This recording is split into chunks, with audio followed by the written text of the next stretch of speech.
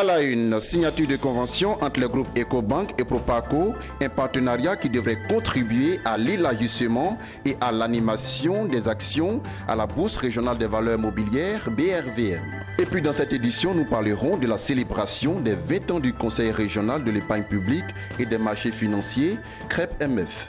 Débutées depuis le 11 juillet, les journées de la vulgarisation du schéma directeur du Grand Abidjan ont pris fin ce 13 juillet. Nous en parlerons dans ce journal. Mesdames et messieurs, bonsoir. Vous suivez le journal de Business 24 Africa, la première chaîne panafricaine d'information économique. Désireux d'apporter un souffle nouveau au secteur privé via la dynamisation du marché financier régional de l'Union économique et monétaire ouest-africaine, les groupes Ecobank et Proparco ont signé une convention. Ce nouveau partenariat devrait permettre non seulement la mobilisation au niveau régional des dépôts à long terme des investisseurs institutionnels, mais aussi contribuer à l'élargissement et à l'animation du marché des actions à la Bourse régionale des valeurs mobilières BRVM. Mondesi Nascimento Gifini et Marie Seri pour le reportage. Pour encourager le développement des marchés financiers en Afrique de l'Ouest, les groupes Ecobank et Proparco intensifient leur collaboration à travers la signature d'un nouveau contrat. Il s'agit d'un FPC, Fonds commun de placement, garanti sur la Bourse régionale des valeurs mobilières. Par cette initiative, Proparco offre une garantie sur capital investi et un rendement annuel de 4% en faveur des souscripteurs du groupe Ecobank. La plupart des investisseurs ont une peur d'aller sur le marché financier par méconnaissance et peur de perdre leur placement, leurs différents investissements. Et donc ce produit qui apporte une garantie du capital et des intérêts permet à ces investisseurs d'avoir une exposition sur le marché financier, donc le marché des actions, tout en ayant la sécurité de leur capital et des rendements que cela peut donner. C'est un outil qui permet de favoriser la liquidité, donc le processus d'achat-vente d'actions sur le marché, donc la fixation d'un prix objectif des actions et la capacité, avec la liquidité vient la capacité pour quelqu'un qui aurait acheté des actions pour les céder à tout moment à un prix connu sur le marché. Donc, derrière l'outil, il faut vraiment voir l'outil comme un instrument qui permet à un investisseur institutionnel, un assureur, une caisse, de prendre un risque sur la BRVM, finalement en pantoufle, avec l'État français qui garantit derrière qu'il a un rendement minimum. Par l'entremise de ce produit, le groupe Ecobank compte mobiliser dans les tout prochains jours la somme de 5 milliards de francs CFA au profit de l'économie de la sous-région. C'est une phase test, il faut le savoir, parce que c'est une première sur le marché. Donc il n'a qu'un actif général seulement de 5 milliards et il aura une durée de 6 ans sur le marché, tout en ayant une certaine liquidité, parce que même s'il est fermé pour une période de 6 ans, vous avez la possibilité de ressortir du fonds lorsque vous investissez à tout moment. Signalons que ce fonds commun de placement vient compléter la gamme de produits FPC disponibles à Ecobank, la portant ainsi à 7. Ecobank, il faut le rappeler, est présente dans 36 pays africains avec un actif de plus de 130 milliards de francs CFA. 20e anniversaire du Conseil régional de l'épargne publique et des marchés financiers, CREP-MF. La célébration a été marquée ce jeudi à Abidjan par une cérémonie inaugurale couplée de 2 panels de haut niveau. Lignon Gilbert et Jérémy Aouré pour le reportage. Juillet 1996, juillet 2016. Voilà 20 ans qu'a été mis en place le Conseil régional de l'épargne publique et des marchés financiers, CREP-MF, par la volonté des chefs d'État des pays membres de l'Union monétaire ouest-africaine, UMOA, que sont le Bénin, le Mali, le Niger, le Burkina Faso, la Côte d'Ivoire, la Guinée-Bissau, le Sénégal et le Togo. 2 décennies après, quel bilan à ce jour sur le terrain? C'est le sens de la journée commémorative des 20 années d'existence de cet organe de contrôle des marchés financiers de l'Union. À l'ouverture de cet événement, le président du CREP-MF, Jérémy Pereira, a indiqué qu'il s'agit à travers la cérémonie de saluer ceux qui, par leurs actions, ont rendu possible le renforcement de l'efficacité de la supervision du marché financier au sein de l'Union monétaire. La dynamique d'harmonisation avec les normes et standards internationaux enclenchée lors de la mise en œuvre du programme de développement du marché financier régional se poursuivra avec le plan stratégique et une réforme institutionnelle qui devra renforcer les acquis des réformes structurantes entreprises entre 2005 et 2011, notamment l'harmonisation de la fiscalité des valeurs mobilières ainsi que l'adoption de mesures fiscales incitatives, la réforme des garanties et l'adoption de la notation, la mise en place d'un marché hypothécaire et de la titrisation. Présent à cette cérémonie, le Premier ministre ivoirien Daniel Kablan-Duncan a relevé ce qu'il a qualifié de saut qualitatif du CREPMF qui, à travers sa contribution au financement des investissements, dira-t-il, a montré son ancrage effectif au système financier sous-régional. De 1998 à 2015, le montant total des émissions sur le marché financier de l'UEMOA s'est élevé à 4 911,5 milliards de francs CFA, dont 3 990 milliards de francs CFA sous forme d'emprunts obligataires, 671 milliards de francs CFA sous forme d'émissions à titre de capital et 250 milliards de francs CFA sous forme de titrisation des créances, notamment les sukuk.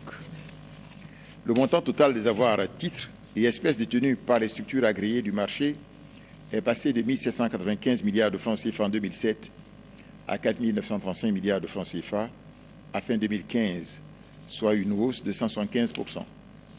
La gestion collective a également connu une forte évolution ces dernières années, en effet de 2 OPCVM.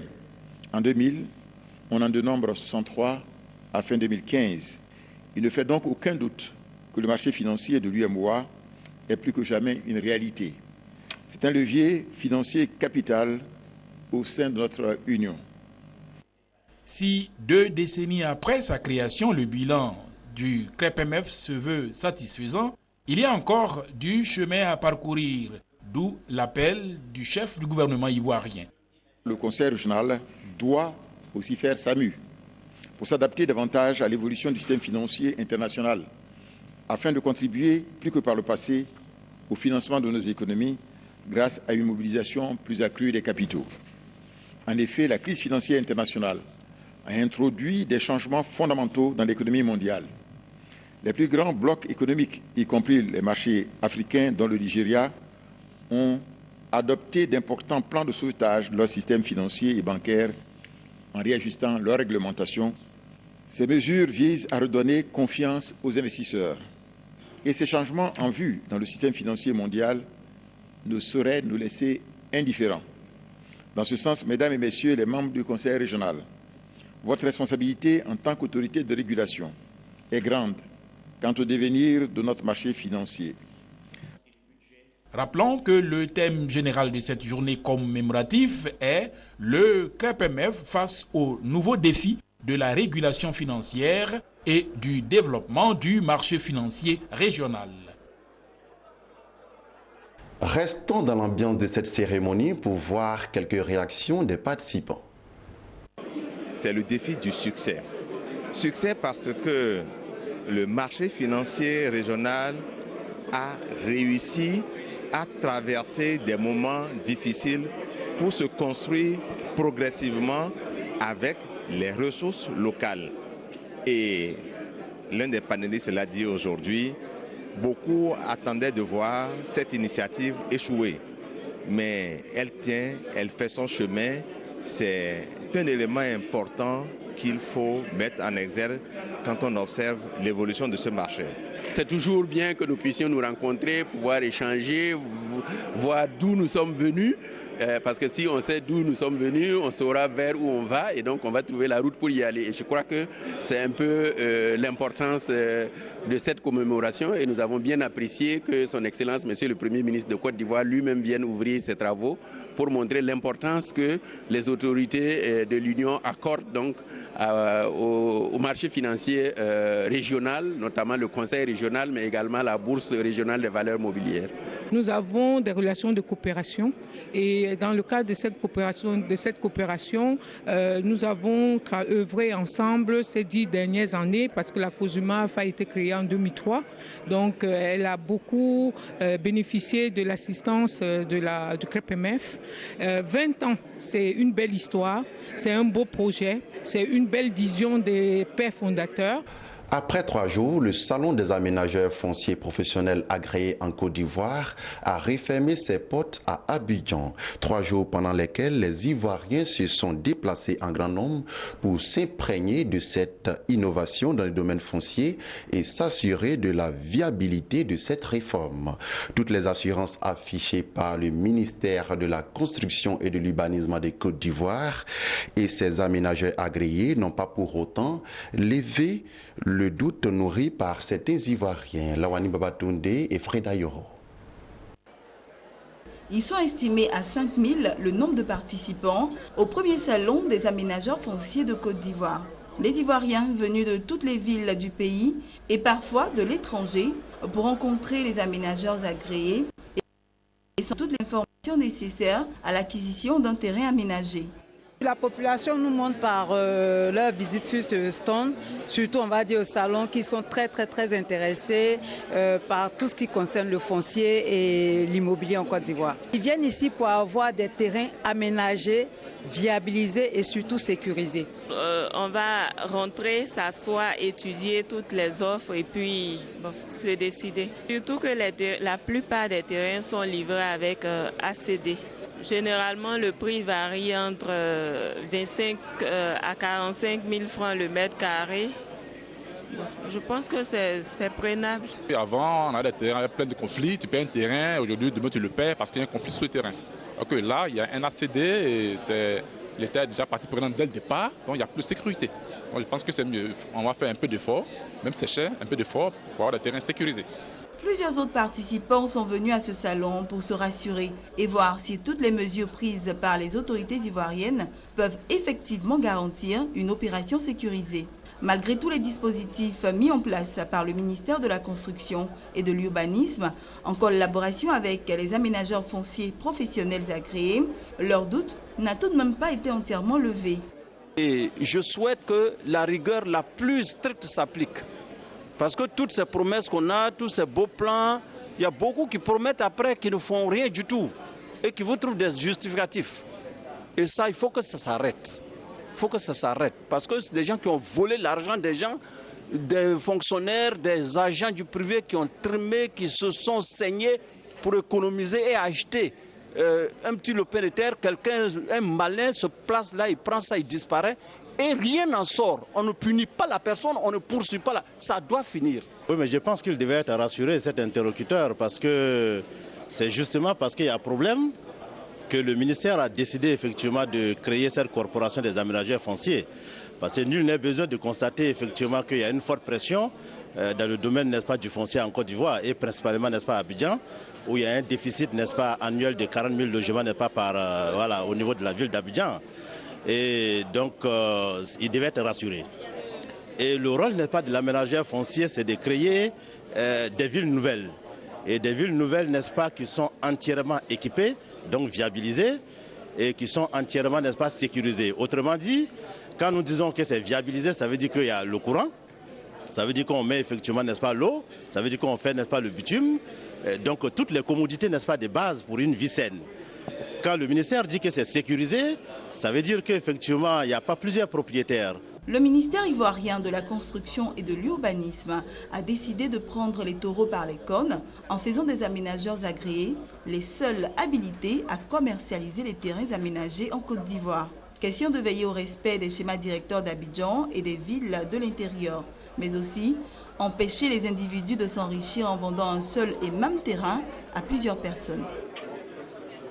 37, c'est le nombre de sociétés agréées en Côte d'Ivoire pour la commercialisation des terrains aménagés.